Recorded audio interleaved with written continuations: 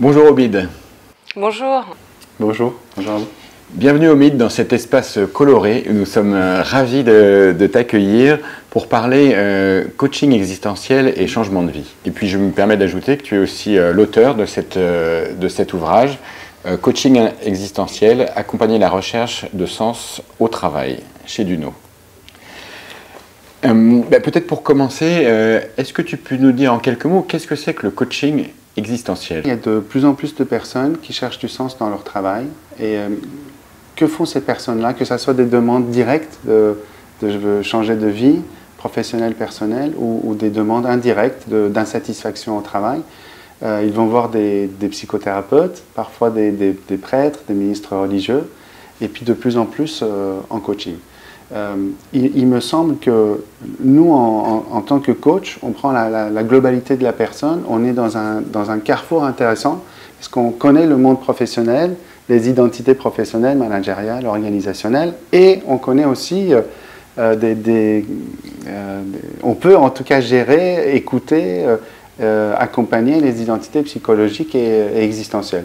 Donc on est dans un carrefour où finalement nous sommes les mieux placés pour répondre à ce besoin sociétal qui est la quête de sens.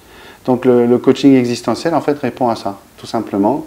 Ça veut dire d'aider les personnes à trouver quelque chose qui les inspire dans la vie, de clarifier leurs valeurs, de clarifier leurs contributions, à les mettre en œuvre dans le milieu professionnel. Et donc comment ça se passe si demain je m'interroge, tu aurais un exemple, je suis salariée ou indépendante, peu importe, et je m'interroge sur mon changement de vie, j'ai envie d'autre chose. Qu'est-ce que ce coaching va pouvoir m'apporter? Qu'est-ce que je vais aller travailler? Qu'est-ce que je vais pouvoir mettre en place après? Bien sûr. En fait, il me semble qu'il y a au moins 4 dimensions dans ce type de coaching.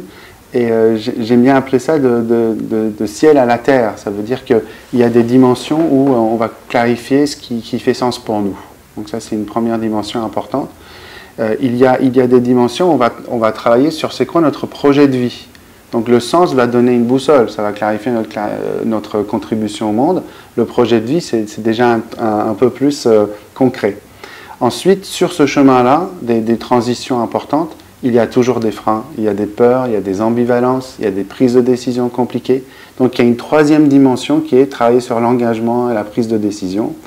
Et c'est pas fini, il y a une quatrième dimension sur comment je mets en place d'une manière plus fluide et efficace possible, comment je fais mes deuils, comment je fais cet espace de transition tranquillement, je ne dirais pas avec plus de confort parce que ça reste inconfortable, mais comment j'y vais et comment je mets en œuvre un nouveau métier. Donc voilà, il y a cet ensemble-là, et selon les personnes, ils viennent nous chercher sur des choses très, très, très différentes. Parfois, ils viennent nous chercher sur le projet de vie et ça leur suffit. Ils n'ont pas besoin d'aller chercher un nouveau métier, ils n'ont pas besoin de nous pour ça. Parfois, ils viennent, ils sont perdus et on peut les aider à clarifier le sens. Et parfois, tout est clair et il y a énormément de peur. Et du coup, notre travail, c'est de retirer ça et les aider à dépasser ça. Voilà. Donc selon les personnes, c'est très différent. Il y a des personnes qui viennent pour garder leur métier avec une autre posture. Et puis il y a des personnes qui viennent pour des changements, transitions très importantes, de changements de vie perso, pro. Et donc aujourd'hui, nous sommes en juin 2023.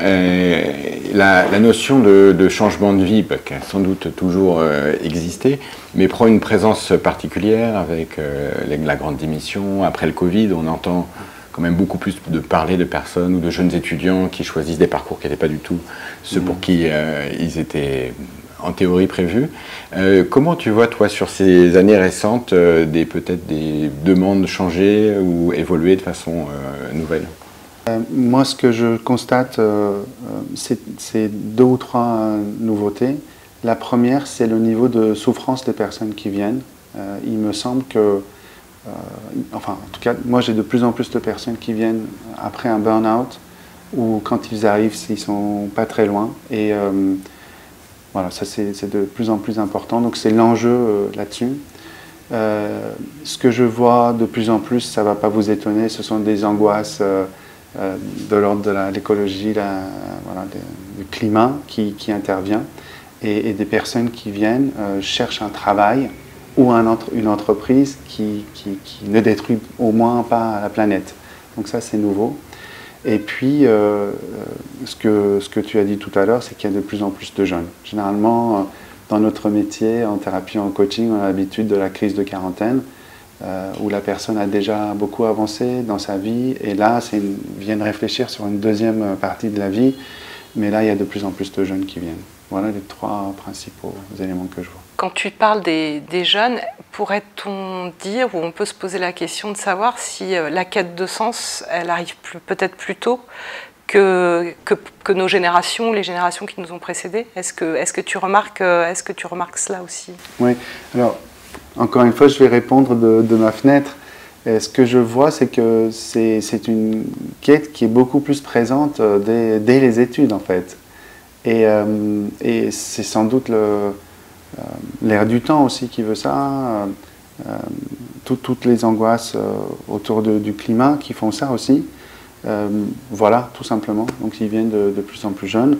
Et peu importe les études, enfin, encore une fois de ma fenêtre, peu importe les études qu'ils ont faites, ils cherchent un travail pour contribuer.